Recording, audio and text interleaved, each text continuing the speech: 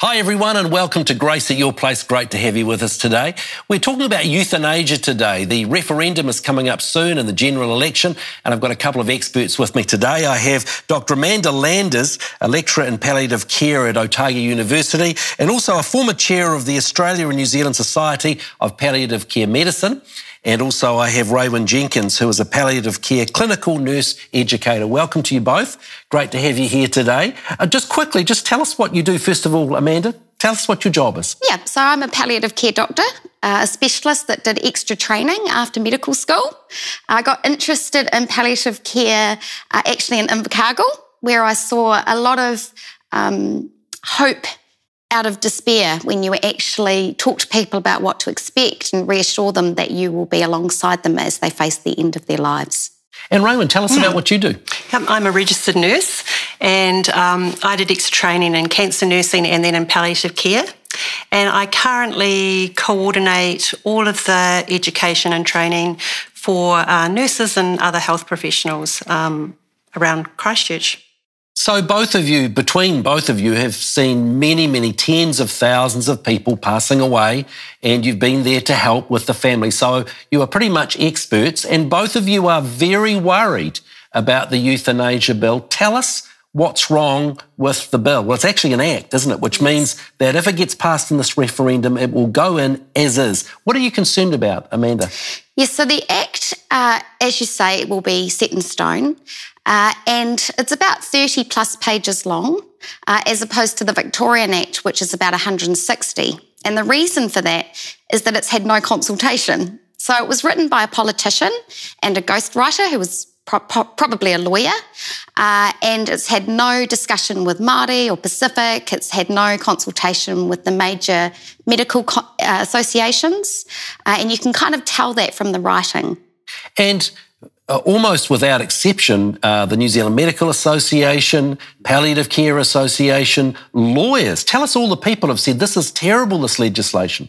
So Hospice New Zealand has come out, and in fact 2 hospices in the country have gone public with the fact that they won't offer this service if it does come into law. The Palliative Care Nurses New Zealand, Palliative Care Australian doctors, and it goes up right through to the New Zealand Medical Association and even the World Medical Association. So the World Medical Association is very strong. What do they say? They've got a position statement against euthanasia and assisted suicide and actually call it medically unethical as an intervention. So why is it so bad? Tell us what's wrong with it. It has quite a lot of loopholes. The safeguards are minimal. There's probably about 6 major safeguards, the 7th one being the patient themselves stopping the process. And the safeguards rely on doctors for the most part. There's 2 objective ones, which are that you have to be 18 or over and that you have to be a New Zealand citizen or resident. The other 4 safeguards rely on doctors doing their best. And I don't really think that's good enough when we're talking about life and death. Raewyn, you work as a nurse and as a trainer of palliative care nurses. What are your concerns about this legislation? I've got multiple concerns, but I don't think we need it. I don't think it's safe. And as Amanda said, I don't think it's been written wisely. So tell us some of the things that you're concerned about, especially to do with vulnerable people. So in the Act, it says that doctors must do their best to check that people are not being coerced into assisted suicide or euthanasia. So just thinking about the definitions, assisted suicide is a doctor writing a script that you then go away and have at a time that you want to take your life. Euthanasia is when a third party, and in this case a doctor, actually gives you a lethal injection to stop your heart. So that's what this Act is going to legislate. And so doctors have to come along, and in many cases it will be independent doctors, and decide whether or not your family or your society or your community is pressuring you into this intervention. And that's going to be impossible, Dave. So, Raewyn, you often work with families associated with people who are dying. Tell us how it's going to affect families. Well, we work with another doctor, and Amanda was telling me this morning, and she describes it almost as though you're going to be ripping the final chapter out of a book. So you're not going to be allowing a life to end normally. And one of the things we say all the time in palliative care is that palliative care is about helping people live well until they die. So that's a focus on quality of life. But once we know that people are dying, it's about helping people die well and supporting their family as that happens. And that's a big part of what you do, isn't it? It's not just the patient, it's the families who are there. I've been in that situation a few times where we're in with the family and there's enough trauma with the family, probably more so often than there is with the patient. Absolutely. And so you're dealing with the family to cope with those things. How is that going to be circumvented with euthanasia? Well, we actually don't know a lot of the detail of what would happen, and there would be a year to work that out. But it would be a very abrupt ending. I think one of the concerns is you'll have families in conflict. So we see families in conflict all the time. Probably the biggest bulk of our work is reassuring and educating families, because the person themselves going through the illness feels the changes, knows what the changes are and adapts to them. Families don't. Families look on and worry and have concerns. Then you bring in a law like this and you leave families in conflict. Half of them might have thought this law was okay. Half of them thought it was terrible. And so you're leaving legacies all over New Zealand of conflicted families.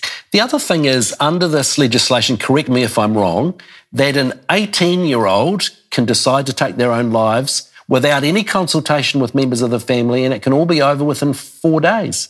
As long as they meet the eligibility criteria of having an illness that's going to take their life within 6 months, which is actually extremely hard to do for doctors. Well, I was going to say, because you hear the stories about people saying that they've got a terminal diagnosis, they've got 6 months to live, and then many times, or sometimes, you hear people are still alive 5, 10, 15 years later. It's actually incredibly common. Particularly with chronic illness as opposed to cancer. And chronic illness is on the rise all over New Zealand. It's extremely difficult to know when that final 6 months is going to be. So a person could technically have a terminal diagnosis, be given a few months to live, decide to take their lives, and we will never know that they may have had another 5, 10, 15 years. And you were saying to me earlier that there are so many advances and so many conditions that often there are new medicines and things coming out that can actually prolong people's lives.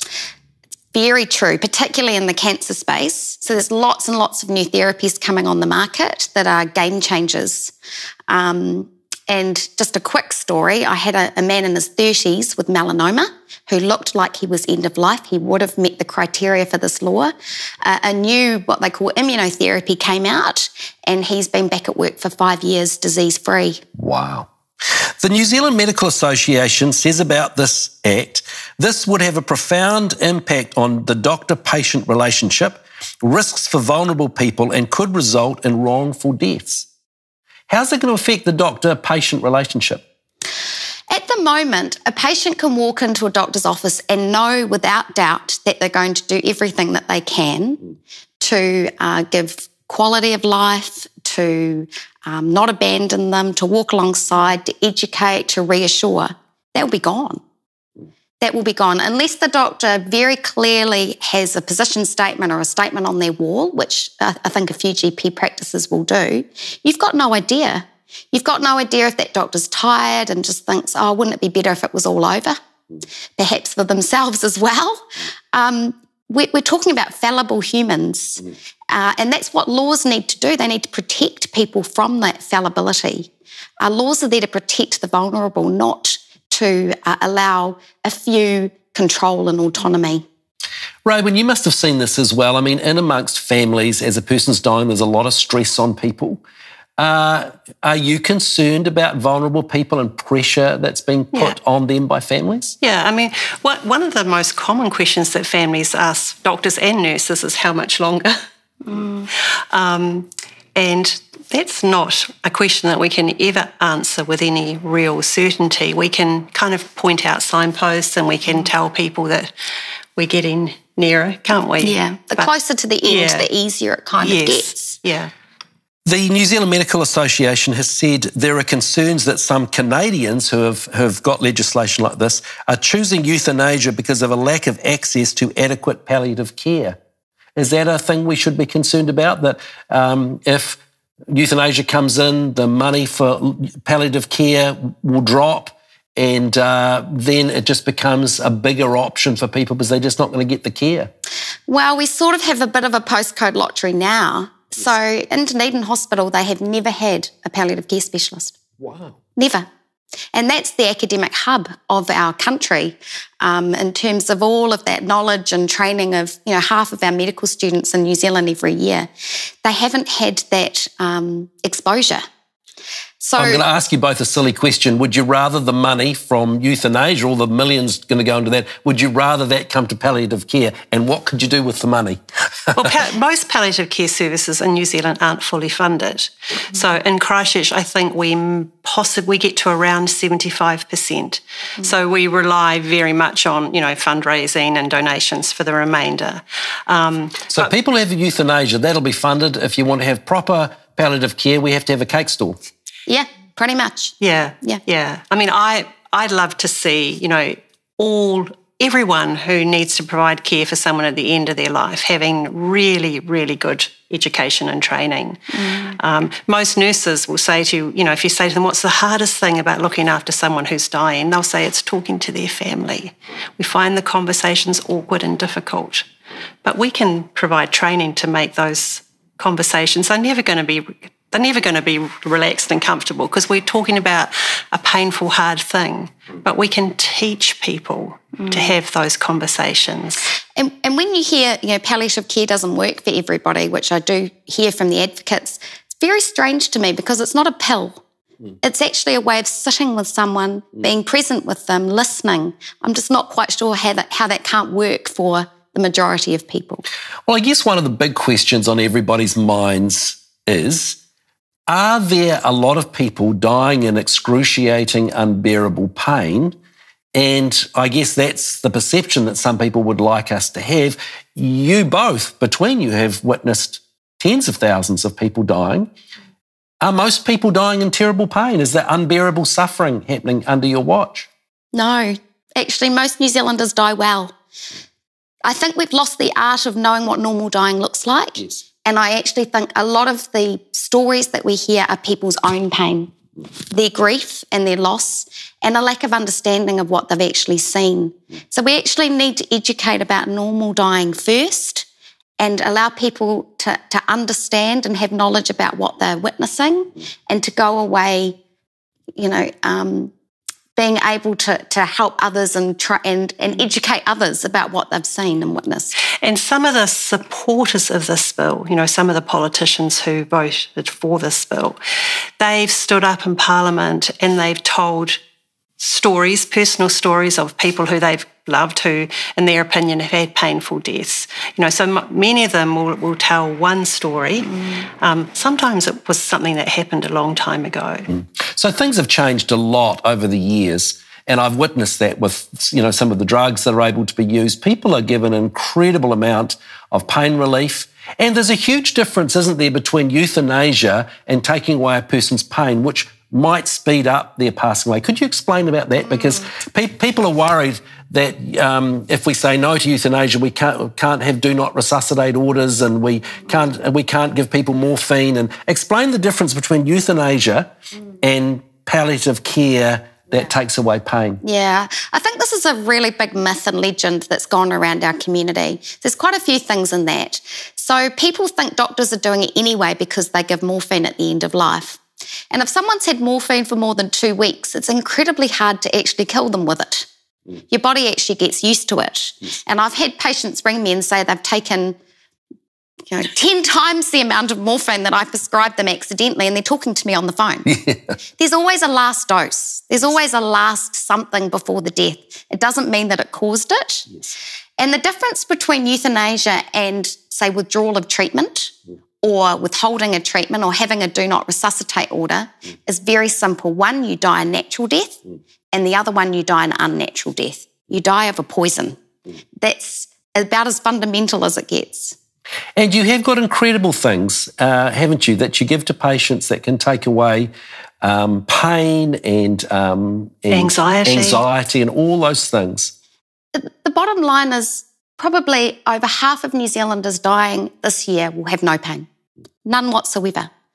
And when you talk about other symptoms, it gets less and less. We have 10% of people have nausea at the end of life. It's actually a much less problem than people realise. And you're right, we have a multitude of medications and we have different ways of giving it now. We can give it right up until the moment of death at home, in people's own beds if that's where they choose to be. We actually give a huge amount of options and choice at the end of life, and that's the irony. So one of the problems, I think, is that a person may sit in your office, they have a terrible diagnosis, they freak out, they're very fearful, and the first instinct is, I don't want to go through all that, give me a pill. Yeah. But what happens after that?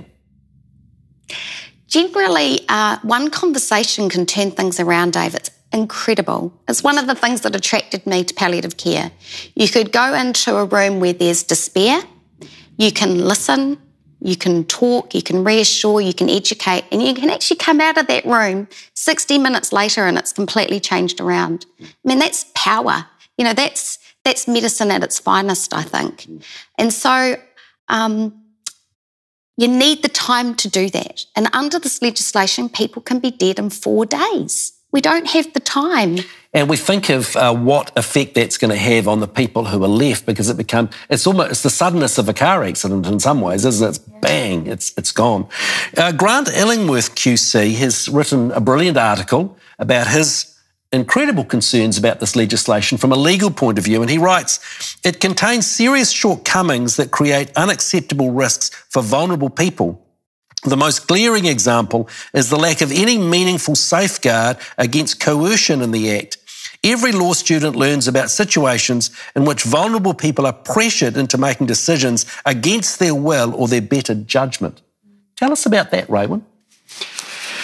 I suppose at the moment, again, the supporters of the Act would tell you that there are enough safeguards. You know, it's not for people who have got disability or chronic or dementia. But one of the things that we're really worried about is scope creep, and we've seen that happening overseas. Well, it's happened in all the places that it's been legalised, hasn't it? Yeah. I heard a man speaking recently on national radio and saying that they put through the law in the Netherlands, and the idea always was to get it passed as legislation and then to broaden it at both ends. Just chip away at it. And currently in the Netherlands, gets lowered. Yeah. Currently in the Netherlands, they've got a bill where people over the age of 75 can choose euthanasia for no reason. They don't have to be sick or anything. It's just a bill. It hasn't gone through. But this is the type of thing. What are other concerns that you have about scope creep?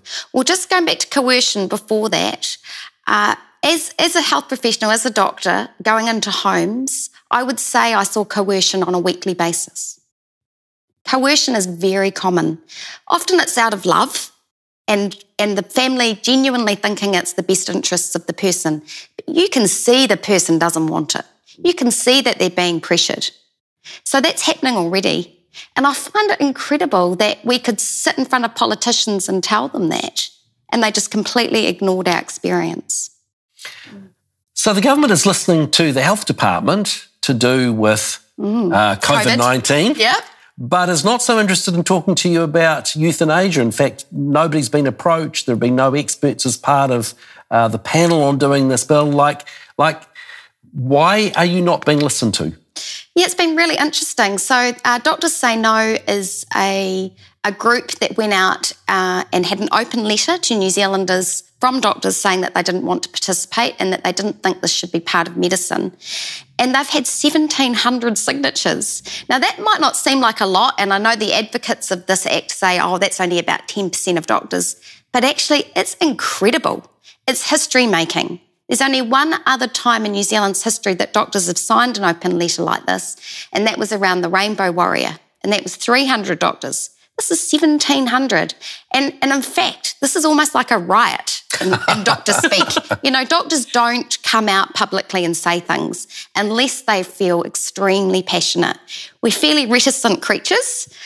This is incredible, and yet it's been completely ignored, as well as the Justice Select Committee submissions. So there was 40,000 submissions to the Justice Select Committee. 35,000 of them were opposed. So the politicians completely ignored the New Zealand voice and also the medical profession. What are some of the extremes that you've seen happen overseas when this legislation has gone through? Well, the youngest person euthanased in the world at the moment is 9. Oh, my goodness. And what were the circumstances? Yeah, I can't quite remember. I do know that there was a 12-year-old also euthanased, and my recollection is they had cystic fibrosis, which people can live till their 30s with these days. So under this Act, it doesn't need to be for unbearable pain. In fact, there may not be pain involved. It's just people with a long-term diagnosis just deciding they want to die. Yeah, well, that's one of the criteria. One of the criteria is that you have unbearable suffering and the treatment's not tolerable for it. Now, that's a non-criteria because no doctor can say to you, no, you're not unbearably suffering. So although that's one of the 6 criteria, it's a nonsense because we can't use it as an actual safeguard. Raymond, what are some of the other things that you're concerned about as far as people who are vulnerable are concerned? One of my personal main concerns is the mixed message that we're sending, particularly to our young people, about suicide. So we know we already have a significant problem with youth suicide in New Zealand, and we're doing everything we can to prevent that, and yet we're going to have a law that says it's okay to die if it gets hard. And there's emerging evidence from overseas that most countries that have euthanasia legalised, you do see an increase in youth suicide. I'm really concerned about that. What does this do to the Hippocratic Oath? It breaks it. I will not do any harm to my patients unless I'm killing them. Actually, the Hippocratic Oath goes further and actually talks about giving poisons. Does it? Yeah. Oh, wow. In the full version. So I've had a lot of the public say that to me about the Hippocratic Oath. And, yeah, it's really interesting, isn't it? It would break it. I've heard that there are doctors overseas where this legislation have gone through who have participated in euthanasia, and after doing it once, they've said, I will never, ever take part in that again.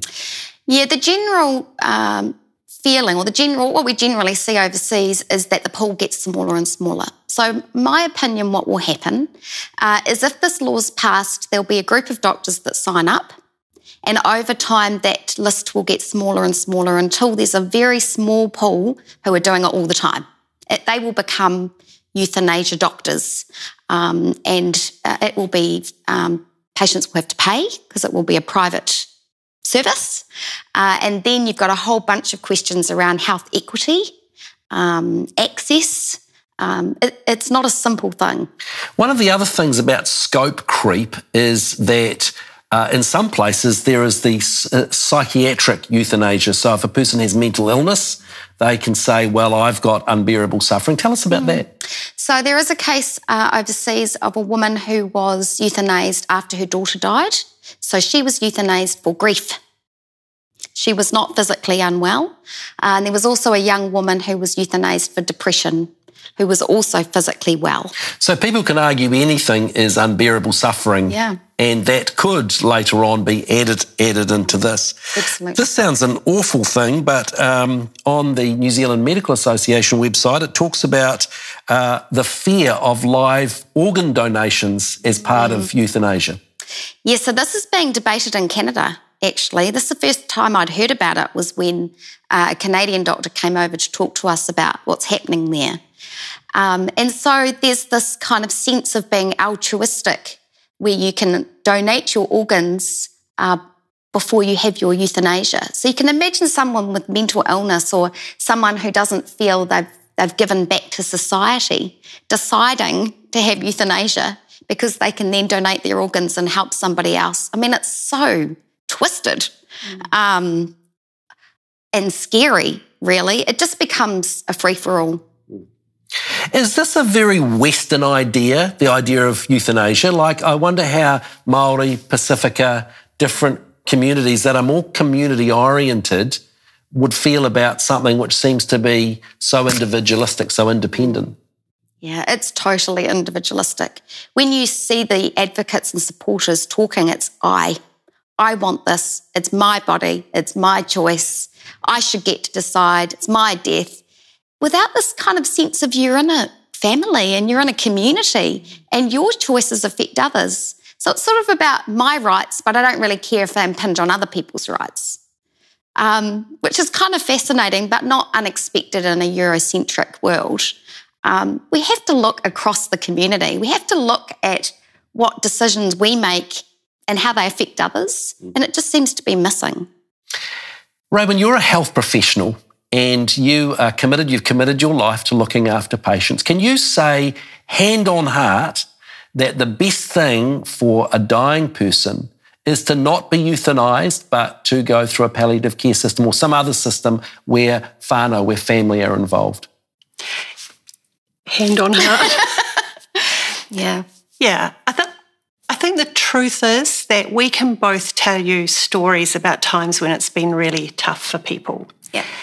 But the majority of the time, I can tell you hand on heart that people have good, peaceful, pain-free deaths with their families around them and good support from doctors and nurses. I mean, we've both had in-laws and parents die in the last 12 months. So we've had our own experiences recently. Yeah.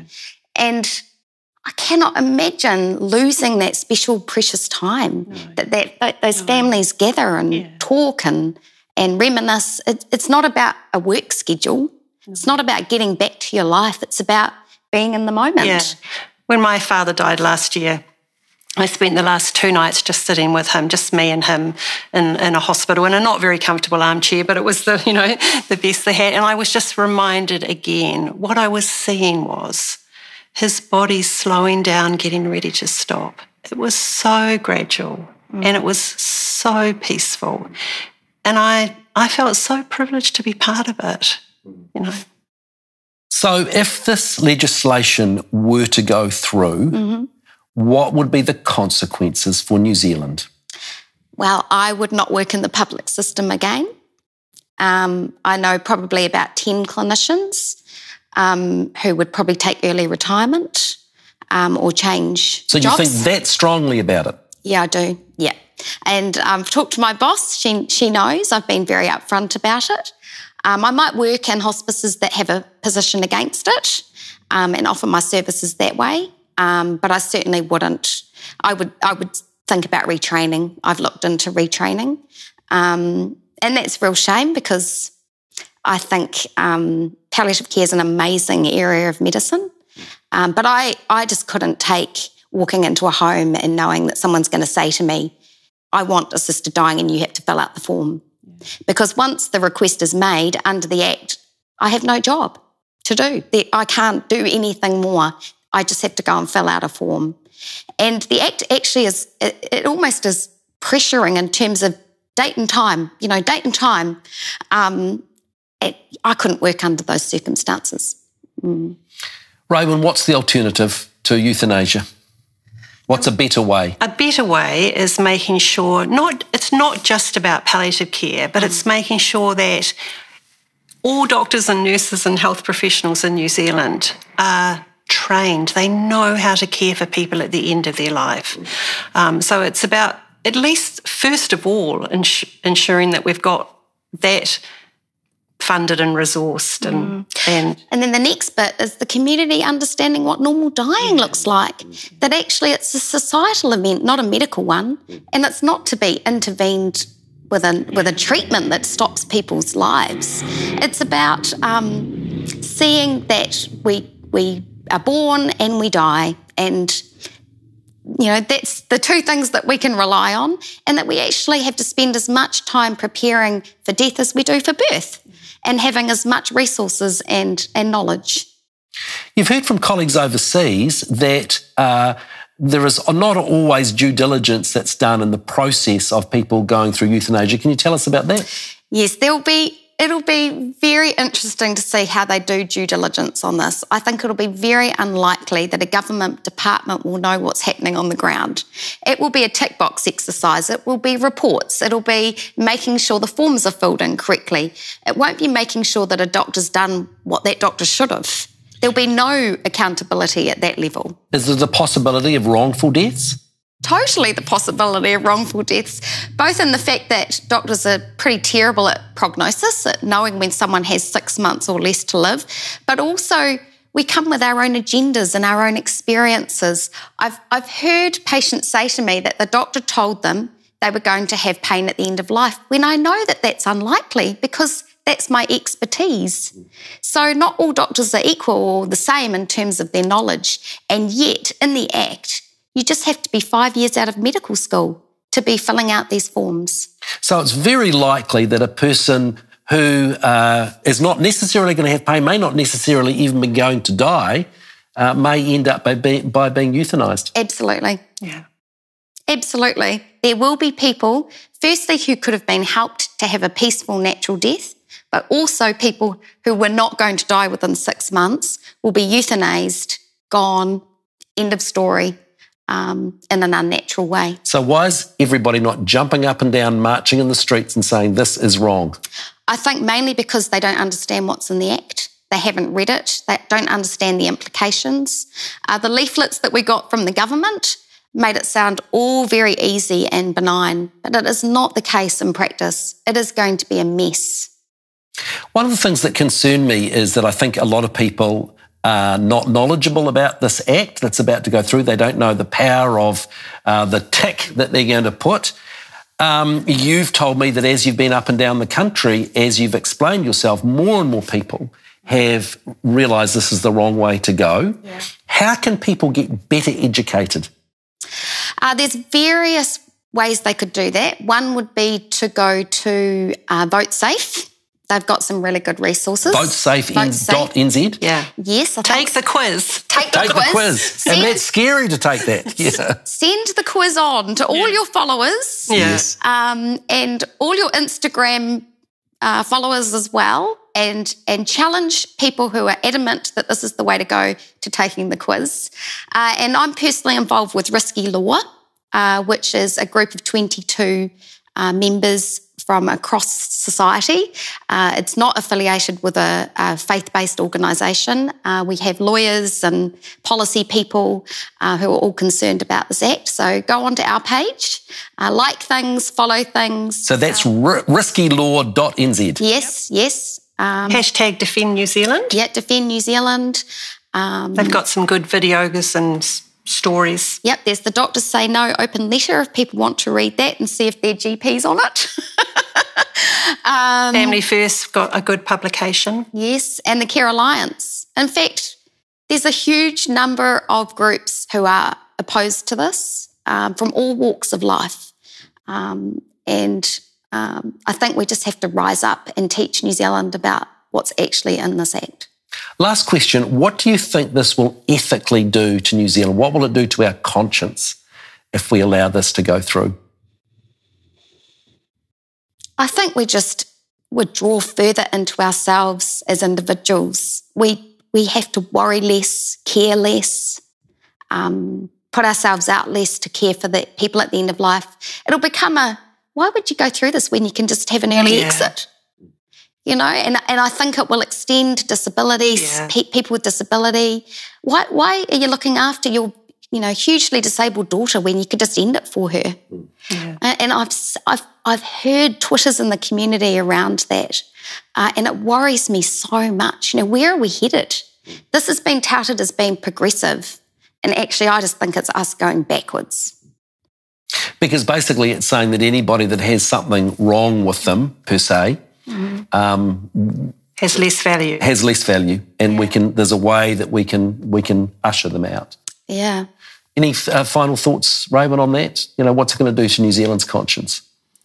Yeah, I think it's sending very mixed messages about the value of life.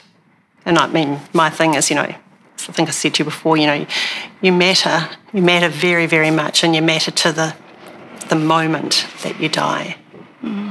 Can I say our country is very blessed having two ladies like you who are so compassionate and so kind and looking after people in their last days and helping families to deal with what goes on. I've been in those situations, and the nurses and the doctors have always been absolutely incredible, always felt in very safe hands, and made the time, which is a horrible time really, made it a lot more wonderful and lovely. It's a special time being with people when they pass away. But thank you for the special gifts and compassions that both of you have in doing this very special job. Thank you. So Dr. Amanda Landis and Raywin Jenkins, a doctor and a nurse, thank you so much. It's been great having you with us today. And I think I would say on behalf of all of us who are sitting there that the no vote is the one that we would encourage you to tick when you come to the referendum coming not too far away at the elections. Vote no to euthanasia. Thank you so much for tuning in today. It's great to have you with us, and we'll see you next week. God bless.